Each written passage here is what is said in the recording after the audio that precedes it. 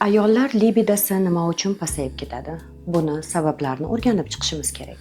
Salom, Soft Product kanalida ochiqchasiga gaplashamiz.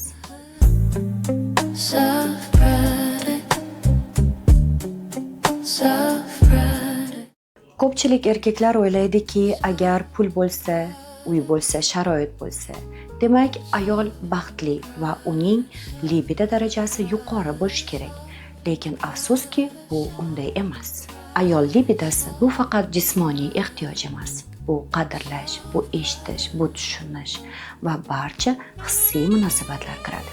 Agar ayol kishi qadrlansa, eshitilsa, tushunilsa, uning ichida qandaydir iliqlik paydo bo'ladi va aynan mana shunday iliqlik unda xohish uyg'otadi.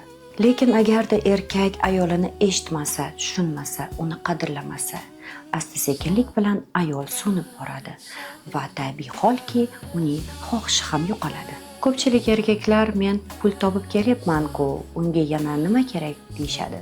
Lekin tasavvur qiling, erkak kishi har doim ishda bo'lsa, to'g'ri, pul topib kelsa, ammo ayoliga vaqt ajratmasa, uni qadrlamasa, uni eshitmasa, u bilan birgalikda vaqt o'tkazmasa, xohish qayerdan paydo bo'lishi kerak? Erkak kishining bir og'iz iliq so'zi ayol uchun qimmatbaho toshdan ham afzaldir. Chunki ayol kishi qulog'i bilan yaxshi ko'radi. Erkak kishining ayolga bo'lgan munosabati puldan ham kuchliroq kuchga egadir. Chunki ayol bunday iliq so'zlarda o'zini juda ham go'zal his qiladi. Shuning uchun erkak kishi nimaga ayolimni libidosi pasayib ketyapti degan savol emas, men ayolimga qanday munosabatdaman degan savol o'rinli bo'ladi.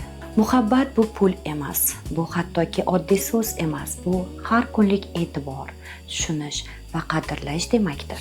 Hurmatli erkaklar, agar maslahatimga rioya qilsangiz, ko'p muammolaringiz o'z-o'zidan hal bo'lib ketadi. Shuni yodda tuting. Agarda ayol qalbi yopiq bo'lsa, uni pul bilan emas, balki iliq munosabatlar bilan qayta tiklash mumkin. Soft bilan salomat bo'ling.